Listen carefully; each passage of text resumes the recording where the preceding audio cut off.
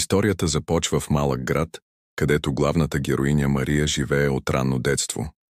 Тя е жена с наднормено тегло, която от малка е изправена пред погледите на обществото и предразсъдъците, които го съпътстват. В училище, вместо да бъде приета и оценена за своята интелигентност и доброта, Мария често е подложена на подигравки от съучениците си. Тези опити за унижение се превръщат в постоянен фон на живота й, самочувствието й постепенно започва да се разпада. С годините тя успява да намери малко утешение в изкуството и литературата, където може да избяга от суровата действителност и да изрази своите чувства. Въпреки трудностите, Мария създава крепки връзки с няколко верни приятели, които я подкрепят в борбата и срещу предразсъдъците. Те я вдъхновяват да не се предава и да продължи напред, въпреки нападките на околните. Но животът й взима неочакван обрат, когато попада в ситуация, която ще постави всичките й сили на изпитание. Съдебен процес, в който тя трябва да защитава правото си на достоинство и уважение, става катализатор за дълго потискани емоции. Тази обстановка я поставя в центъра на вниманието, но за съжаление, не по начина, по който би искала. Въпреки че е изправена пред сериозни предизвикателства и унижения, Мария решава да не се остави да бъде сломена от обстоятелствата. Тя знае, че именно тук ще започне пътят и към преодоляване на страховете и изграждане на нова идентичност. Историята на Мария продължава, когато тя влиза в съдебната зала, готова да се бори за правото си на достоинство. Атмосферата е тежка и напрегната, а събралите се хора шепнат помежду си, изразявайки предразсъдъците си. Входът й е белязан от недоброжелателни погледи и мълчаливи осъждания. Сърцето й бие учестено, но тя знае, че трябва да остане силна. Съдията, с остър поглед и горделив тон, я посреща с неуважение. В началото на заседанието той демонстрира явна предубеденост и не се колебае да използва унизителни коментари относно теглото й. Това не е място за хора като вас, казва той, а думите му пронизват Мария като стрела. Вътрешният й глас я призовава да не се предава, но унижението е толкова дълбоко, че тя се чувства като в капан. Въпреки опитите й да се защити и да изложи аргументите си, съдията продължава да я подиграва. Погледите на публиката са насочени към нея, повечето от тях подсмихват или шепнат с неодобрение. Тя усеща как сълзите се натрупват в очите й, но с всички сили потиска емоциите си. В този момент на най-дълбоко унижение, Мария започва да осъзнава, че борбата не е само за нея. Тя представлява всички онези, които са изпитвали подобно отношение. След няколко минути на мъчителен натиск, съдията взима окончателното решение. Изгонвам ви от залата. Тази заповед удря Мария като гръм. Изпълнена с разочарование и гняв, тя напуска залата, чувствайки се напълно изолирана. Външният свят става непознат и страшен, а самотата я обгръща. Когато се прибира вкъщи, тя остава сама със своите мисли. Умът й е обсебен от негативните коментари и унижението в съда. Възникват саморазрушителни мисли. Дали наистина съм толкова неприемлива? Но точно в този момент тя решава да спре цикъла на самосъжаление. Вместо да позволи на болката да я сломи, Мария взима дълбоко въздух и осъзнава, че това е моментът за преосмисляне. Тя започва процеса на себепознание. Записва мислите си в дневник и търси нови начини за изразяване на себе си.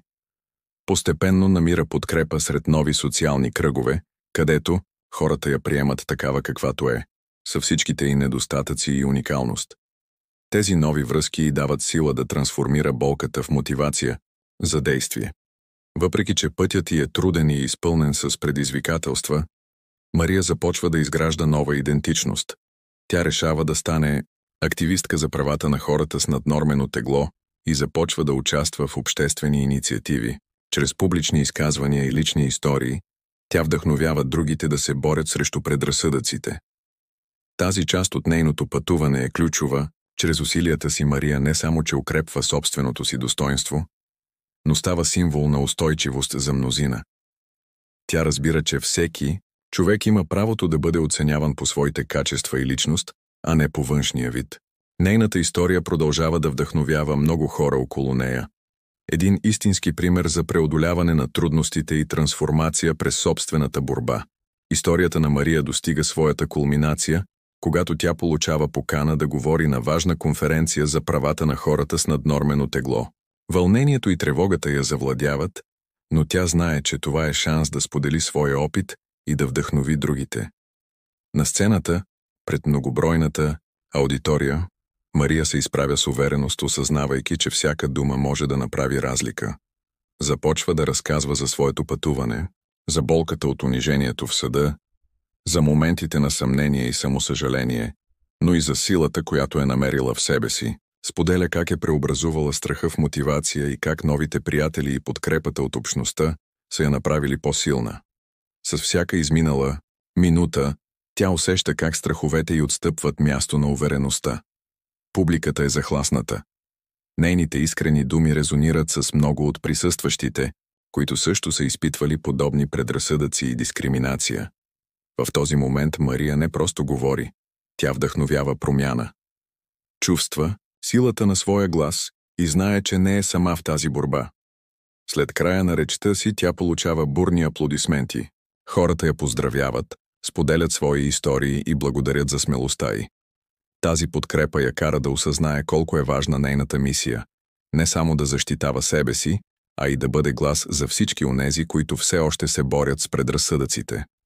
Мария продължава активно да работи върху каузата си, участва в различни инициативи, провежда семинари и организира кампании за повишаване на осведомеността относно правата на хората с наднормено тегло.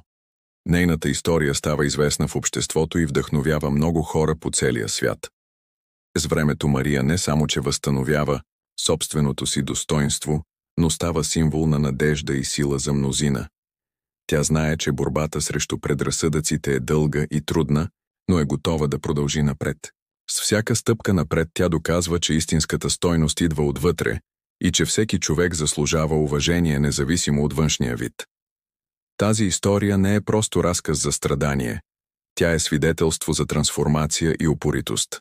Мария остава ангажирана с мисията си, знаейки, че всеки глас има значение и всяка промяна започва с една смела крачка. Историята на Мария е дълбока и многопластова, изпълнена с моменти на уязвимост и сила. След като получава поканата да говори на конференцията, тя осъзнава, че е достигнала важен етап в живота си, но все още има много да научи и изследва. В подготовката си за речта, Мария се завръща към своите корени. Тя започва да преглежда стари дневници, в които е записвала своите мисли и чувства през годините. Всеки ред носи със себе си спомени за болка, но също така и за надежда. В един от дневниците тя открива израза: "Достоинството не е в тялото, а в душата." Тези думи я вдъхновяват да се фокусира върху вътрешната сила, която е развила през годините. Мария решава да направи речта си лична и искрена. Тя иска хората да видят не само борбата си, но и трансформацията, която е преминала. Тя планира да говори за предизвикателствата, с които се е сблъсквала, но също така за надеждата и подкрепата, която е получила от близките си. С всеки ден подготовка тя усеща как увереността и расте. Когато настъпва денят на конференцията, Мария пристига рано на мястото. Сградата е внушителна и модерна, а хората навън са изпълнени с очакване. Тя чувства трепет в стомаха си, но знае, че това е нейният момент. Входът към залата й изглежда като врата към ново начало. На сцената, когато се изправя пред аудиторията, сърцето й бие учестено, погледите на хората са насочени към нея. Чувството на уязвимост е почти непоносимо. Въпреки това, тя поема дълбоко въздух и започва да говори. "Здравейте, аз съм Мария и днес ще ви разкажа историята си", започва тя с топъл тон. "Моята история не е само моя, тя принадлежи на всички вас." Тя споделя за детството си, за опитите да се впише в обществото и за постоянната борба с предразсъдъците. Нейният глас става все по-силен и уверено стига до публиката. Мария разказва как униженията в училище са я направили чувствителна, но също така са я научили на състрадание. "Тези моменти ме направиха това, което съм днес", казва тя.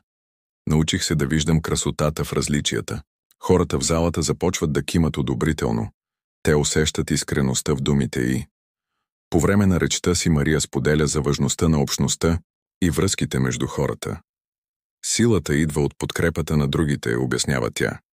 "Когато сме обединени, Можем да се борим срещу предразсъдъците. Тя разказва за приятелите си, които са я вдъхновили и подкрепяли по трудния и път. След края на речта и публиката избухва в аплодисменти. Чувствайки силата на подкрепата около себе си, Мария осъзнава колко важна е нейната мисия. Не само да защитава себе си, а и да бъде глас за тези, които все още мълчат. След конференцията животът й приема нова посока. Мария решава да напише книга за своя опит. Сборник от лични есета, в които ще разгледа теми като приемането на себе си, борбата с предразсъдъците и силата на общността. Тази идея я вдъхновява. Тя вижда книгата като средство да достигне до повече хора и да им даде надежда. Процесът на писане не е лесен. Всяка написана страница й напомня за трудностите в живота й. Понякога сълзите идват отново, спомените от съдебния процес я връщат назад в болезнените моменти. Но вместо да се отказва, Мария черпи сила от миналото си и продължава напред. Тя провежда интервюта с други жени с подобен опит и включва техните истории в книгата си. Разговорите с тях я обогатяват. Всяка една от тях носи уникален опит и гледна точка към света. Общността на тези жени става важна част от живота й. Те създават взаимопомощ и подкрепа помежду си. Когато книгата най-накрая е готова, Мария организира представяне с голямо внимание към детайлите. Поканила е близки приятели, членове на семейството и активисти от движението за права на хората с наднормено тегло. Атмосферата е изпълнена с очакване и радост. Всеки присъстващ знае колко много работа стои за това произведение. На представянето си Мария чете откъси от книгата пред аудиторията. Гласът й звучи уверено и вдъхновяващо. Хората слушат внимателно всяка нейна дума. Когато приключи с четенето, залата избухва в аплодисменти. Те разбират значението на това послание.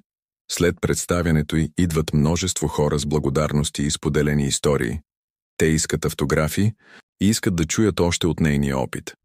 За Мария този момент е доказателство за успеха, не само личен успех, а успех за целия движение против предразсъдъците. С времето книгата става известна сред различни общности, получава положителни отзиви от критиците и читателите. Мария започва да получава покани за участие в различни медии, става активен участник в дискусии относно правата на хората с наднормено тегло. Тя продължава усилията си чрез социални медии, споделя свои мисли и вдъхновения, достига до много хора по света чрез платформите си. Нейната история мотивира хиляди. Жените започват да говорят открито за собствените си преживявания и борби. Мария осъзнава колко важно е да продължи мисията си. Решава да организира благотворителни събития с цел набиране на средства за образователни програми по правата на хората с наднормено тегло. С всяко събитие броят на участниците расте. Вижда как общността около нея се увеличава. По време на тези мероприятия тя говори открито относно проблемите с дискриминацията и предразсъдъците, призовава всеки един от присъстващите да стане активен участник в промяната на обществото. С времето нейният глас става символ на надежда. За мнозина, животът на Мария вече не се измерва само в личните й битки. Той представлява борба за справедливост и равенство за всички нас, независимо от външния вид или социалното положение. Нейната история доказва как един човек може да промени света около себе си, чрез упоритост и смелост. Вървейки напред по този път, тя знае, че всяка стъпка е важна. Всяко действие има значение. Има още много работа пред нея. Борбата срещу предразсъдъците продължава ежедневно. Историята на Мария остава вдъхновяваща не само за тези около нея, тя показва как единствено чрез самопризнаване можем истински да приемем себе си и другите около нас. Мария започва да осъзнава, че нейният опит не е просто лична история, а част от по-широката борба за правата на хората с наднормено тегло. Всеки ден тя получава съобщения от жени, които я вдъхновяват и споделят свои преживявания. Тази връзка с другите й дава допълнителна сила и мотивация да продължава напред. Веднъж на едно от благотворителните си събития, Мария среща Ана, млада жена, която е била подложена на жестока дискриминация заради теглото си. Ана споделя как е била тормозена в училище и как униженията са довели до дълбока депресия. Мария я слуша внимателно и предлага подкрепа.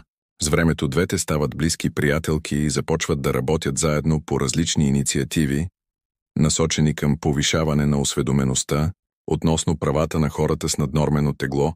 С помощта на Ана, Мария организира работилници, където участниците могат да споделят своите истории и да се учат един от друг. Тези срещи стават популярни и привлекат много хора, които искат да се справят с предразсъдъците и да изградят увереност в себе си. Атмосферата е изпълнена с взаимопомощ и разбиране, а всеки участник намира подкрепа сред останалите. Мария решава да разшири обхвата на работата си и започва да пише статии за популярни онлайн платформи. Тя разглежда теми като самообич, преодоляване на предразсъдъците и важността на общността. Статиите й получават положителен отзив и тя бързо печели репутация като активистка в борбата срещу дискриминацията. Нейната платформа за социални медии расте с всяка изминала седмица. Хора от различни краища на света я следват и коментират публикациите и тя започва да организира онлайн кампании, насочени към повишаване на осведомеността относно правата на хората с наднормено тегло. Чрез хаштагове и предизвикателства призовава хората да споделят своите истории и опит. Една такава кампания набира особена популярност – пробуждане на достойнството. В нея участниците споделят снимки и кратки видеа, в които разказват как са преодолели предразсъдъците и какво означава за тях достойнството. Реакцията е огромна. Хиляди хора участват, а многобройните публикации дават глас на тези, които доскоро са се чувствали изолирани. Мария осъзнава, че е важно не само да говори за правата на хората с наднормено тегло, но също така да включи в дискусията въпросите за психичното здраве. Тя организира семинари с психолози и специалисти по хранене, които предоставят информация за начина, по който обществото може да бъде по-подкрепящо. Хората споделят как стресът и натискът на обществото влияят на тяхното психично здраве. След един от семинарите Мария получава покана да участва в телевизионно предаване, където ще говори за своя опит и борба. Това е голяма възможност за нея, шансът й да достигне до широка аудитория и да вдъхнови повече хора. Подготовката е интензивна. Тя преглежда материалите си и се уверява, че може ясно да предаде посланието си. В деня на предаването Мария стои пред камерата с треперещо сърце. Въпреки притеснението си, тя знае, че това е моментът да говори истината си. Когато й задават въпроси относно опитите й с предразсъдъците, тя споделя историята си открито. От униженията в училище до съдебния процес и трансформацията след него. Нейната искреност резонира с аудиторията. След предаването получава множество съобщения от зрители, благодарности за смелостта и споделени истории за собствените им борби. Тази реакция я потвърдява в убеждението й, че работата й има значение. Всеки нов ден Мария се ангажира все повече в борбата срещу предразсъдъците. Тя започва да планира национална кампания с цел изменение на законодателството относно дискриминацията по отношение на телесната маса. Работи усърдно с адвокати и активисти, за да разработят предложения за нови закони. Въпреки трудностите по пътя си, Мария остава непоколебима в стремежа си към промяна. Тя вижда как общественото мнение постепенно се променя. Все повече хора започват да разбират важността на приобщаването и уважението към всички индивиди, независимо от техния външен вид. В един момент тя решава да проведе публичен форум, където ще покани експерти по правата на човека, психолози и представители на различни организации. Целта е не само обсъждане на проблемите с дискриминацията, но също така създаване на стратегически план за действия. Форумът привлича внимание от медиите. Много хора идват, за да чуят важните теми. На сцената Мария говори страстно за необходимостта от промяна в общественото отношение към хората с наднормено тегло. Участниците активно участват в дискусията, задават въпроси и предлагат решения. След форума Мария чувства удовлетворение. Знае, че е направила крачка напред в борбата си. Нейната работа не остава незабелязана. Все повече организации я канят като лектор на събития в цялата страна. С времето нейният глас става все по-силен. Тя получава награди за активизма си и става известна фигура в борбата за правата на хората с наднормено тегло. Все пак остава скромна. Знае колко много работа още трябва да бъде свършена. На всяка стъпка от пътя си, Мария помни момента в съдебната зала. Там тя осъзна истинската стойност на достойнството. Не само собственото си, но и това на всички около нея. Тази памет я мотивира постоянно. Тя става символ не само за устойчивост, но също така за надежда за всички онези, които страдат от предразсъдъци. Историята на Мария продължава да вдъхновява много хора. Доказателство е, че дори най-трудните моменти могат да доведат до значими промени в живота ни и обществото около нас. С всяко ново действие тя продължава борбата си. Знае, че промяната идва първо отвътре.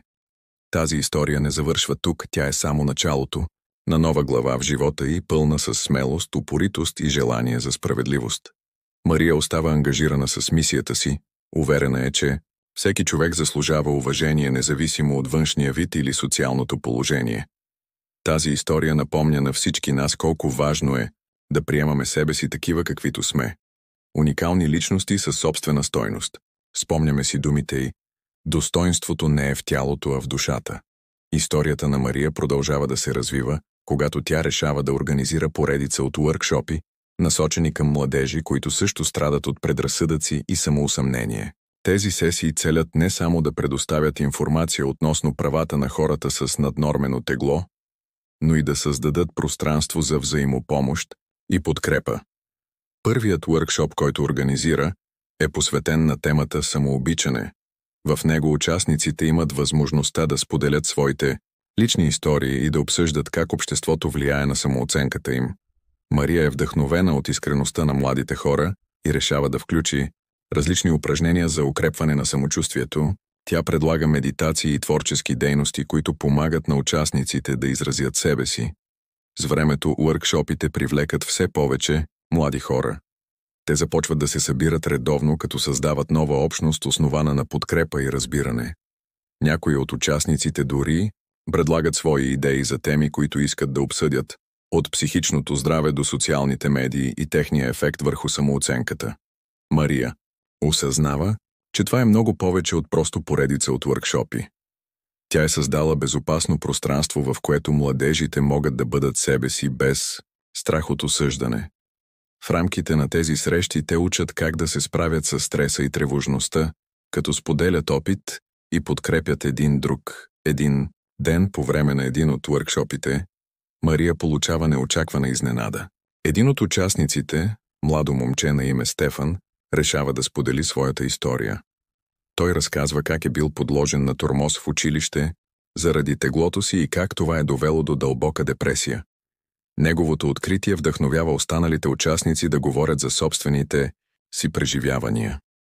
Тази вечер завършва с дълбока дискусия за значението на приемането и как всеки може да играе роля в промяната на нагласите около телесната маса.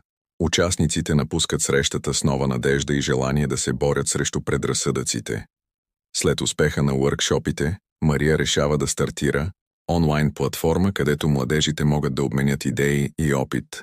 Тя създава форум, в който всеки може да публикува свои статии, истории или просто да задава въпроси. Платформата бързо набира популярност и става място за вдъхновение и подкрепа. Скоро след това Мария получава покана от местна телевизионна станция да участва в предаване като експерт по темата за правата на хората с наднормено тегло. Това е голямо признание за нея и тя решава да използва случая, за да говори за важността на приемането и самоуважението. По време на предаването, тя споделя своите лични преживявания, както и историите на хората, които е срещнала по пътя си. Нейната искреност и страст към темата резонират с аудиторията. Зрителите я поздравяват за смелостта й. След предаването Мария започва активно да работи върху нов проект. Документален филм, който ще разглежда живота на хора с наднормено тегло и техните борби. Тя вярва, че визуализацията на истинските истории ще помогне за разширяване на разбирането относно предизвикателствата, пред които са изправени тези хора. Процесът по създаването на филма е дълъг и труден. Мария провежда интервюта с различни хора, от активисти до обикновени граждани. Всяка история е уникална и важна. Тя се стреми да представи не само борбите им, но и успехите им, как те са намерили сили в себе си, за да преодолеят предразсъдъците. Документалният филм бързо набира популярност в социалните медии. Хората започват активно да споделят постовете й. Интересът към проекта расте все повече.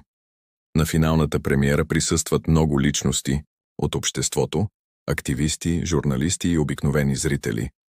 Когато филмът най-накрая излиза на екран, реакцията е невероятна. Хората стават емоционални. Много от тях плачат при разказаните истории. След края на прожекцията Мария получава стоящи аплодисменти. Знае, че е успяла в мисията си.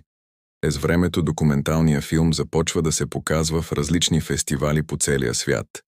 Мария получава награди за своя принос към обществото. Всяка награда е доказателство за усилията й и значимостта на работата й. Веднъж след премиерата тя получава покана от международна конференция за правата на човека. Темата е приемане без граници. Идеална възможност за Мария да говори за правата на хора с наднормено тегло. Подготовката е интензивна. Тя проучва всички аспекти на темата, желайки максимално добре да подготви своята презентация. На конференцията атмосферата е натоварена. Много експерти от различни области са там. Когато идва редът и да говори, сърцето й бие учестено. Но знае колко важен е този момент. Тя няма само лична история за разказване. Представлява всички онези, които не могат сами да говорят. Започва с личната си история. Аз съм Мария и днес тук съм не само като човек с наднормено тегло, тук съм като глас за всички нас. Нейните думи резонират с публиката. Тя говори за значението на приемането и любовта към себе си. След края на речта публиката избухва в аплодисменти. Много от присъстващите идват при нея след това, искат автографи или просто искат да я поздравят за смелостта й. Историята на Мария вече не е просто лична. Тя става символ на промяната в обществото. С всяко ново участие в медии или конференции, тя вдъхновява нови поколения, активисти. В следващите години животът й приема нова посока.